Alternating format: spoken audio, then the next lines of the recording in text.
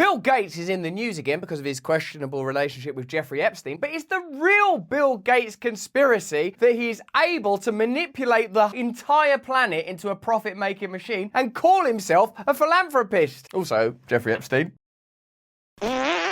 Hello there, you 6 million awakening wonders. Thanks for joining us on this voyage towards truth and freedom, where we accrue facts and stories and try our best to bring about new narratives that are about empowering you against centralized globalist forces. That's why we're talking about Bill Gates today, not because of his relationship with Jeffrey Epstein, although Jeffrey Epstein himself is more than just a Willy Wonka for perverts. He's also someone who's got a lot of weird financial stuff going on historically with some of the most powerful people in the world. But what we want to talk about today is Bill Gates' ability to exert influence through organizations like the WHO to make incredible amounts of money in fields like medicine and agriculture, areas where he has no more expertise really than you or I, except actually I can't make any money out of it, so he has got more than me. But what I mean to say is, how can at the end of all this profiteering, Bill Gates look at himself in the mirror and say, there is a philanthropist? Let's work it out together, shall we? Microsoft founder Bill Gates said he shouldn't have had dinners with Jeffrey Epstein during an interview with Australia's ABC 7:30. Yeah, I suppose not. I suppose don't have dinners with Jeffrey Epstein. I suppose that's what everyone's saying now, aren't they? All over the world. I shouldn't have dinners and flights and some of that other stuff with Jeffrey Epstein. Gates and Epstein met numerous times, beginning in 2011, according to a New York Times report. But Gates told CNN he only had dinners with him for potential philanthropic opportunities. Gotta find some opportunities for philanthropy. Maybe that guy over there with those teenagers. Hey, Jeffrey! Now, one of the issues that's dogged you is that of your relationship with Jeffrey Epstein. Do you regret the relationship that you maintained with him against Melinda's advice and wishes? Oh, I've said that you're going way back in time. I wonder what Bill Gates thinks an interview is, talking about stuff that hasn't happened yet, or only describing things that are happening right now. Thanks for coming on the show, Bill. I see you wearing like a black jacket and a white shirt and doing that squirmy face that people do when they don't want to talk about something. Oh, yeah. But yeah, new audience. I will say for the, over 100th time, yeah, I shouldn't have had dinners with him. Epstein had a way of sexually compromising people. Is that what Melinda was warning you about? No. No, I think she was worried about some of the philanthropy opportunities. That Jeffrey Epstein would create so many philanthropy opportunities that we'd be deluged. And I'd need that little paperclip guy from Microsoft Windows to get involved. Hey, you might want to try not going for dinner with this guy. No, I had dinner with him, and that's all. And that you regret the relationship, the acquaintance? That I had dinner with him. All of us are naturally interested in salacious stories of this nature, and the media obviously enjoys reporting on certain aspects of them. But what I think is very interesting about Bill Gates is he's managed to maneuver himself into a position where he can go around the world telling us what medicines to use, funding through the Bill and Melinda Gates Foundation, the WHO. He also funds the WHO through secondary foundations that he funds, and then they fund the WHO. He invests in particular in vaccines and then sells them. Almost Nancy Pelosi skill-like levels of when to invest and when not to. Sorry, did I say Nancy Pelosi? I meant Paul Pelosi. Those are completely different people that don't even communicate about that. Oh God, that was crazy what I just did there. Putting Nancy Pelosi and Paul Pelosi together like that as if they sleep in the same bed and maybe chat about stuff. The US-based pharmaceutical giant Pfizer reported Tuesday that it brought in a record-breaking $100.3 billion in revenue in 2022. Good profits. Good year. How was 2022 for you? Oh, sorry to hear that. Should have invested in Pfizer. But what most people don't know are the two other companies behind the mRNA vaccines. Moderna and BioNTech are two biotech startups founded in 2008 and 2010 respectively, with the stated goal of pioneering messenger RNA, mRNA, therapies to the world of healthcare. These two companies are one of the success stories of the coronavirus pandemic. There are a few success stories. Interestingly, some of the world's most powerful interests did really well during that pandemic. BioNTech, which later partnered with Pfizer to develop mRNA vaccines, is now valued at over $46.33 billion. That's from 2021. With success comes the opportunity to raise more money, and investors surely didn't disappoint. Money started pouring in from the government, venture capitalists, and private investors, including Bill Gates. Those investments came at a time when the Bill and Melinda Gates Foundation was the second biggest donor to the WHO. The first biggest is like a country, like America or Germany, where people live with a history history and everything. So now let's break down the Bill Gates vaccine timeline so we can understand how Bill Gates' views, Bill Gates' billions, and the narrative that the rest of us are forced to drink down like a cup of cold sick co-align nicely. In 2011, Bill Gates said that vaccine investment offers the best returns according to a report from Reuters. Vaccines are one of the best investments we can make in the future. So that's 2011. No one's worried about anything. We're all going on holiday wherever we want. If you wear a mask, it means that you're Michael Jackson. September 2019. Bill Gates initially invests $55 million on a pre-IPO equity investment into BioNTech. Gates' investment in BioNTech may actually be higher. It's difficult to say because sometimes they invest in ways that are difficult to track via secondary organisations, as with the WHO. The fact is that it's unlikely that any one individual has more influence over the WHO than Bill Gates. Also know that this is a person that is investing in commodities that the WHO are later going to beyond recommend, borderline insist on. You remember the pandemic, right? January 2020, a Washington state resident becomes the first person in the United States with a confirmed case of 2019 novel coronavirus. Well done.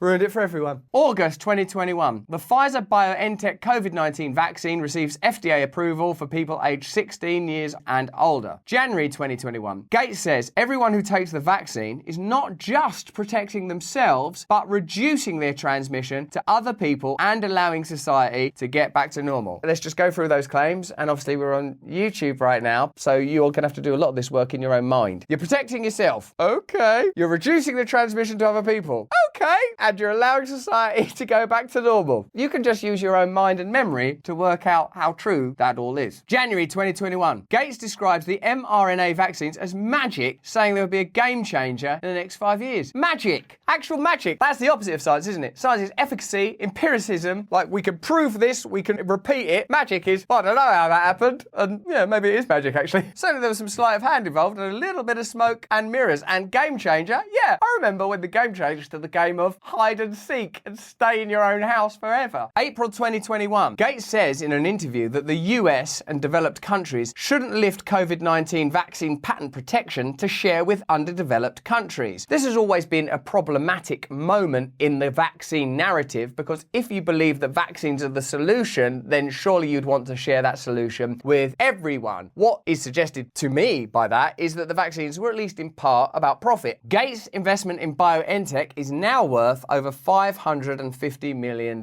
So at that point, the value in the stock had increased by 10 times if we assume the figure to have been $55 million. By the end of 2022, Gates reportedly sells some of his BioNTech stock, representing a huge gain for him over when he invested. So he profited from vaccines during the pandemic. January 2023, Gates tells the Lowy Institute think tank in Sydney that current vaccines are not infection blocking, they're not broad, so when new variants come up, you lose protection, and they have very short duration. Now, if that sounds different from earlier in the year when he said they were magic and sparkly and twinkly and that they were Jesus in a syringe, that's because it does seem a bit different. But let's have a look at him saying that. The current vaccines are not infection blocking. They're not broad, so when new variants come up, you lose protection, and they have very short duration. So you've sold your stock then. January 2023, BioNTech's value has dropped to $20.54 billion. So Bill Gates, among his many other skills, agriculture, buying up farmland, telling India what to do, telling Africa what to do, telling the world what to do, funding the WHO, inventing Windows, also now includes he's a stock market genius. Either Bill Gates has Pelosi-style stock market timing, or there's something going on here. Do you think it's right? Let me know in the chat, let me know in the comments, that someone who's so influential in the response to the pandemic, specifically saying that vaccines are the best thing in the world, also invests in and profits from vaccines. Do you think that that's philanthropy? Because I thought philanthropy was like being kind. It's like the Mother Teresa. She weren't like making a fortune out of them tea towels she wore. Philanthropy is supposed to be love of humankind, and love and money seldom align. Let's see the figures behind Bill Gates' influence. The Gates Foundation is the second largest contributor to the WHO.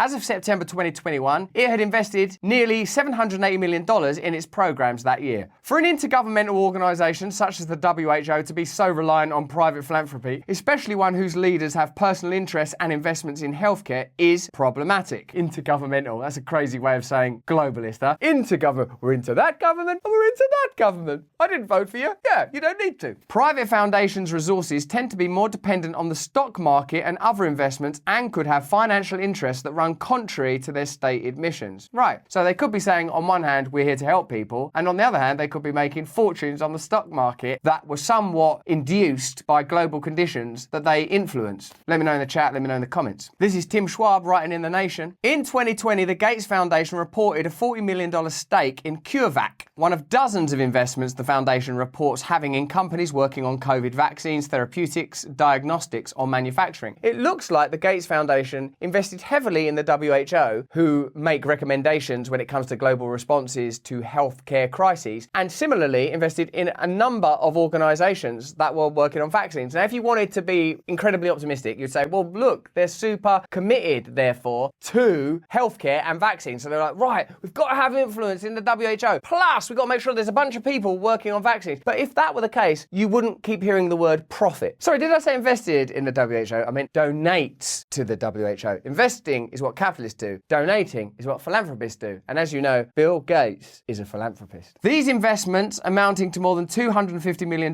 show that the world's most visible charity and one of the world's most influential voices in the pandemic response is in a position to potentially reap considerable financial gains from the COVID-19 pandemic. How many of the people that were hero worshipped in that pandemic profited from it? Looks like Gates did. We know that Pfizer did. They want all of the money and they want to be patted on the back as they spend it. Revelations of the Gates Foundation's financial stake in COVID-19, which Bill Gates does not appear to have publicly disclosed in dozens of recent media appearances, speak to broader criticisms about the lack of transparency in the foundation's increasingly central role in the pandemic. I was at Jeffrey Epstein's house to work out a philanthropic response to any future pandemics, and those waitresses, I don't know what they were doing, those meetings with Jeffrey Epstein were to discuss a surprise for your birthday, and you ruined it. You're just like Melinda. Who are they accountable to? They don't even have a governance structure that's clear, notes Kate Elder, Senior Vaccines Policy Advisor to Doctors Without Borders. That is a philanthropic organisation, and that's an alliance of doctors that go around the world responding to crises and emergencies. Those are the kind of voices that are important. You know that during the pandemic, all sorts of voices that were excluded, scientists, people that invented vaccines, it just went all crazy. And really, the one consistent thing appears to be that the people whose voices were most lionised and prized profited from it. Increasingly, I see less information coming from the Gates Foundation. They don't answer most of our questions. They don't make their technical staff available for discussions with us when we're trying to learn more about their technical strategy on COVID and how they're prioritising certain things. Doctors Without Borders would surely be one of the organisations you'd want an open dialogue with, that you would be backing and supporting and sharing information with, it seems to me at least. And Gates' priorities in developing and distributing a COVID vaccine, Elder says, are increasingly the world's priorities, as multilateral institutions like the World Health Organization have ceded leadership to a group of public-private partnerships where Gates provides key funding. These organisations, the Coalition for Epidemic Preparedness Innovations and Gavi, the Vaccine Alliance, are working with the WHO to develop the largest and most diverse COVID-19 vaccine portfolio in the world. That doesn't sound like philanthropy, does it, when you read it? It sounds like monopoly. James Love, director of the NGO Knowledge Ecology International, says the foundation's decades of work on vaccines, along with its sprawling financial ties, allowed it to assert influence early in the pandemic. Gates' leadership in the pandemic has been widely, almost universally, praised. But because Gates is not an elected representative or public official, just let me read that again, he's not an elected representative or public official, the details of his far-reaching influence and finances have largely eluded public scrutiny. You have an enormous amount of power that affects everyone around the globe, and there should be some accountability, some transparency, says Love. People are not asking unreasonable things. It's a charity. We're asking, can you explain what you're doing, for example? You see what you're doing? Yeah. Can you explain what it is?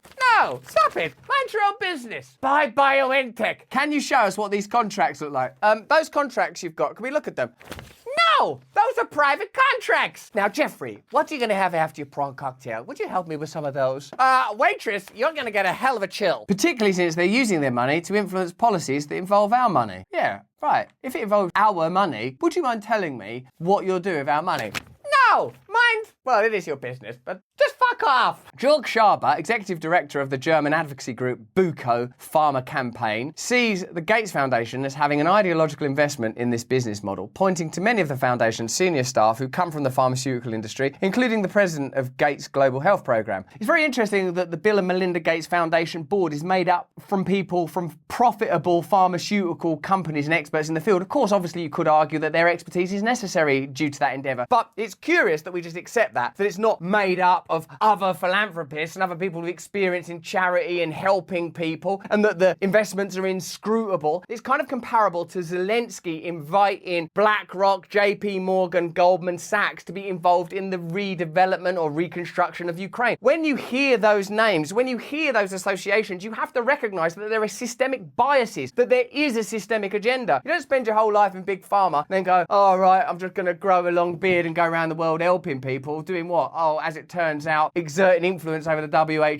WHO, investing in vaccine companies, making some charitable donations, which, okay, where do they end up? Other organisations that are lobbying the WHO. I mean, it's very curious. It sounds a little bit like it's too much in alignment with the kind of profitable endeavours that Bill Gates made his fortune in. Other critics note how the Gates Foundation's endowment could benefit from the foundation pushing COVID vaccine development towards exclusive licenses. Again, that's not that philanthropic, is it? Bill Gates' tax records and investment portfolio bear scrutiny because of his leadership role in the pandemic, whose total cost to the global economy is in the trillions of dollars. Public understanding of Gates' finances is also limited by the foundation's maze of inscrutable investments. What is this constant intrigue in the foundation's maze of inscrutable investments? Well, it's just that we can't scrutinise them. I said good day! While the Gates Foundation is a non-profit organisation, its endowment still generates billions of dollars in income. More money over the last 5 years than the foundation has given away in charitable grants. Hold on a minute. So they've got more money than they've given away in charitable grants, and it's a not-for-profit organisation. What do we call that additional money then? I said good day! If the pandemic does end up delivering a financial windfall to Bill Gates or his foundation, it may pale in comparison to the political boost he's received as Earth's de facto vaccine czar. His widely lauded role in the pandemic already appears to have helped institutionalise and normalise his political power in other areas where the foundation works. When WHO was formed as an intergovernmental organisation, it would have been unimaginable that a private foundation could have such influence, said Lawrence Gostin, faculty director for the O'Neill Institute at Georgetown University. It would enable a single rich philanthropist to set the global health agenda. And that's what's happened. So isn't the main point we're making here that Bill Gates has PR'd himself into this astonishing position as the de facto Earth czar of pandemics, an agricultural expert, and evidently an expert in computers and economics and all of these fields, including the many, many fields that he owns literally in the United States of America, where philanthropy doesn't appear to be at the forefront of the enterprise. Profit appears to be at the forefront of the enterprise. Influence, control, power, these things are worthy of scrutiny. Most of us are becoming suspicious about the globalist agenda that appears to be being enacted, that was exacerbated by the pandemic, that to a degree required at least global coordination, but that global coordination ought to have led to better healthcare, less deaths, benefit and care packages for ordinary people, rather than more and more opportunities to centralise wealth and accrue power. Bill Gates, I think, uniquely appears to be a figure that's widely regarded and reported on as being a philanthropist when there is another narrative that isn't being explained or presented to us. And I think that we ought be able to discuss that without being regarded as conspiracy theorists. So whether or not he had dinners with Jeffrey Epstein, just a couple of dinners with Jeffrey Epstein, who also has a bunch of weird financial ties and relationships aside from the more evident and lurid stuff, or we just track Bill Gates' role throughout the pandemic, it seems that there are a lot of inquiries and questions that aren't being made in the mainstream media, where curiously Bill Gates also makes a large number of investments or donations or whatever you want to call them, because I don't know why newspapers need bloody donations. Better be a business, aren't they? Anyway, it's all confusing. It's obviously too confusing for us. All I suppose we ought do when it comes to it is hold these kind of people to account, assure that all of the narratives available are reported, and where possible, have democracy, and you're not going to get that when you have powerful figures posing as philanthropists that are profiting potentially from pandemics. But that's just what I think. Let me know what you think in the comments in the chat. If you enjoyed this video, have a look at either of these. Turn on the notification bell and subscribe right now. This platform generally supports mainstream media contributors, and we need you. You are all we have, but you are all we want. Stay free.